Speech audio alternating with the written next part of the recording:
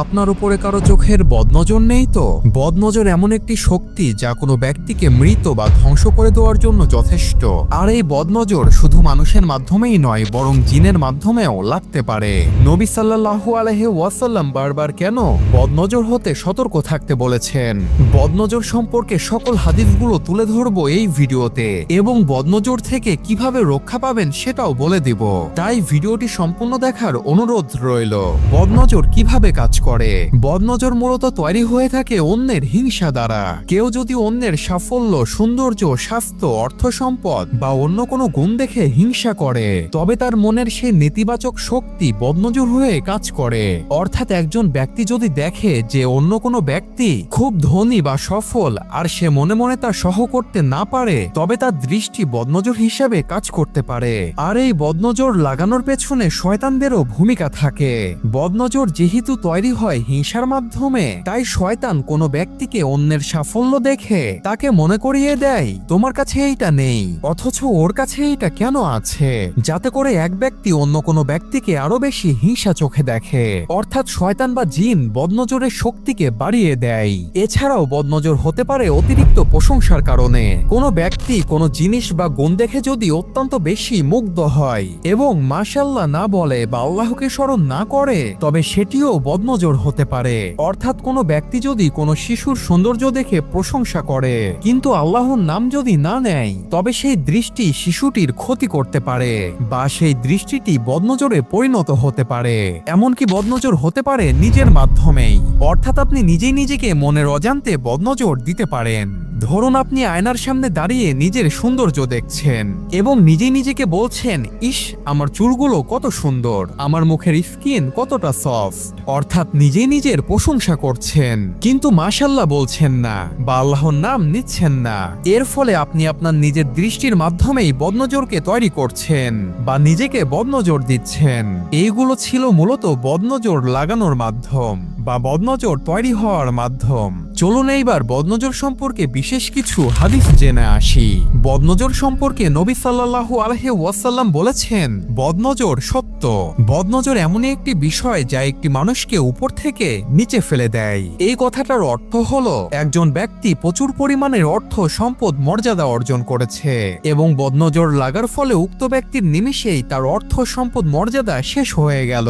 নবী সাল্লাল্লাহু আলাইহি ওয়াসাল্লাম বলেছেন, বদনজরের প্রভাব এতটাই ভয়ঙ্কর যে যদি কোনো বস্তু তাকদীরকে অতিক্রম করতে পারত, সেটা হলো বদনজর। আমার উম্মতের মধ্যে তাকদীরের মৃত্যুর পর সর্বাধিক মৃত্যু বদনজর লাগার ফলে হবে।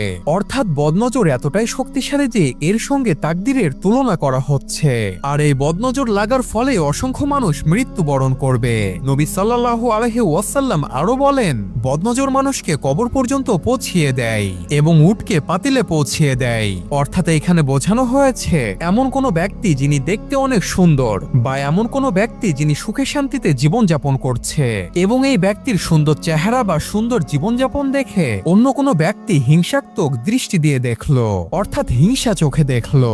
এর ফলে উক্ত ব্যক্তির বদনজর লেগে গেল এবং বদনজর লাগার ফলে উক্ত ব্যক্তিটি শারীরিক জটিল রোগে অসুস্থ হয়ে পড়লেন, যার ফলে তার মৃত্যু হলো এবং তাকে কবরে দাফন করা হলো। এবং উট বা কোনো প্রাণের ওপর বদনজর লাগার ফলে সেটা মৃত্যু পর্যায়ে চলে গেল এবং উটটিকে জবাই করে খাওয়া হলো। তাই নবী সাল্লাল্লাহু আলাইহি ওয়াসাল্লাম সব সময় বদনজরের খারাপ প্রভাব থেকে রক্ষার জন্য আল্লাহ তাআলার কাছে সাহায্য প্রার্থনা করতে বলেছেন। যদি আপনার উপর বদনজর লেগে যায় তাহলে কি করবেন? মা আয়েশা রাদিয়াল্লাহু আনহা থেকে বর্ণিত, তিনি বলেন, নবী সাল্লাল্লাহু আলাইহি ওয়াসাল্লাম আমাকে বদনজর থেকে বাঁচানোর জন্য ঝাড়ফুঁক করার নির্দেশ দিতেন। উম্মে সালমা রাদিয়াল্লাহু আনহা থেকে বর্ণিত, নবী সাল্লাল্লাহু আলাইহি ওয়াসাল্লাম তার ঘরে একটি ছোট্ট মেয়েকে দেখলেন যার চেহারাতে জিনের বদনজরের কালো দাগ হয়ে আছে। তাকে দেখে তিনি বললেন, এই মেয়েটির চেহারাতে জিনেদের বদনজরের লক্ষণ দেখা যাচ্ছে, তাকে ঝাড়ফুঁক করাও। এছাড়াও আরো অনেক হাদিস থেকে পাওয়া যায় কোনো ব্যক্তির উপর বদনজরের লক্ষণ দেখা দিলে তাকে ঝাড়ফুঁক করানোর নির্দেশ দেওয়া হয়েছে। জিনেদের মাধ্যমেও আপনার উপরে বদনজর লাগতে পারে, যেটা আমি ইতিমধ্যে এক হাদিস থেকে বলে শোনালাম। একটি ছোট্ট মেয়ের উপর জিনেদের বদনজর ছিল। এখন প্রশ্ন প্রশ্ন, জিনেরা কিভাবে বদনজর দিয়ে থাকে? একটি বিষয় মাথাতে রাখবেন, মানুষ তাদের চোখ দিয়ে জিনদেরকে দেখতে পায় না, তবে জিনেরা তাদের চোখ দিয়ে মানুষদেরকে দেখতে পায়। আর এই সুযোগেই আমাদের মনের অজান্তেই তারা আমাদেরকে বদনজর দিয়ে ফেলে। যেমন একজন ব্যক্তি কোনো দোয়া না পড়েই টয়লেটে প্রবেশ করলো এবং সেখানে তিনি উলঙ্গ হয়ে গোসল করলো। আর আমরা জানি ইসলামে বলা হয়েছে শয়তান জিনেদের একটি পছন্দের জায়গা হলো টয়লেট বা কোনো নোংরা জায়গা, কেননা এই সকল জায়গাতে মানুষ আল্লাহর জিকির করতে পারে না বা ইবাদত করতে পারে না। অর্থাৎ আমি বলতে চাচ্ছি, আপনি দোয়া ব্যতীত জিনেদের আস্তানা বা তাদের পছন্দের জায়গাতে প্রবেশ করলেন এবং সেখানে গিয়ে আপনি উলঙ্গ হলেন। আপনি জিনেদেরকে দেখতে পাচ্ছেন না, তবে জিনেরা আপনাকে দেখতে পাচ্ছে। আপনার শরীর বা আপনার সৌন্দর্যের উপরে তারা নজর লাগাচ্ছে। এর মাধ্যমে আপনার উপর বদনজর লাগতে পারে। জিনেরা আপনার উপর আকৃষ্ট হয়ে আপনার শরীরে প্রবেশ করার চেষ্টা করতে পারে। তাই অবশ্যই টয়লেটে যাবার পূর্বে এই দোয়াটি পাঠ করে প্রবেশ করবেন। আল্লাহুম্মা ইন্নী আউযু বিকা মিনাল খুবুসি ওয়াল খাবাইস। এই দোয়াটির অর্থ হলো, হে আল্লাহ, আমি আপনার আশ্রয় প্রার্থনা করছি দুষ্টু পুরুষ জিন ও দুষ্টু নারী জিনের অনিষ্ট থেকে, এবং আপনি ঘরের মধ্যে আপনার পোশাক পরিবর্তন করার সময় বিসমিল্লাহ বলে পরিবর্তন করুন, যাতে করে জিনেদের নজর আপনার উপরে না পড়ে। আর এই সকল বদনজর বা শয়তান জিন থেকে বেঁচে থাকার জন্য একটি বিশেষ দোয়া রয়েছে, যেটা মুখস্থ না থাকলে আজকেই মুখস্থ করে নেবেন এবং প্রতিদিন এইটা পড়তে থাকবেন। সে বিশেষ দোয়াটি হচ্ছে, আউযু বিকালিমাতিল্লাহি তাম্মা মিন কুল্লি শাইতানিন ওয়া হাম্মা ওয়া মিন কুল্লি আইনিন লাম্মা। এর অর্থ হচ্ছে, আমি আশ্রয় গ্রহণ করছি আল্লাহর পরিপূর্ণ বাক্য সমূহের সকল শয়তান থেকে, সকল ক্ষতিকর পোকামাকড় ও প্রাণী থেকে এবং সকল ক্ষতিকর দৃষ্টি থেকে। এই একটিমাত্র বিশেষ দোয়ার মাধ্যমেই সকল হিংসাদায়ক বস্তু থেকে আপনি আল্লাহর মাধ্যমে আশ্রয় পেয়ে যাবেন ইনশাআল্লাহ।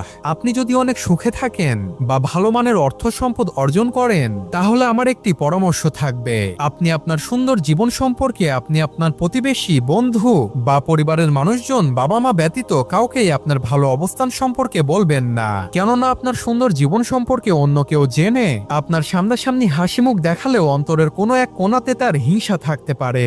আজকের এই বদনজরের আলোচনা থেকে বোঝা যায় বদনজর সত্য এবং বদনজর ভয়ঙ্কর একটি বিষয়। আর এই বদনজর থেকে আপনাকে সতর্ক থাকতে হবে এবং আল্লাহর কাছে আশ্রয় চাইতে হবে।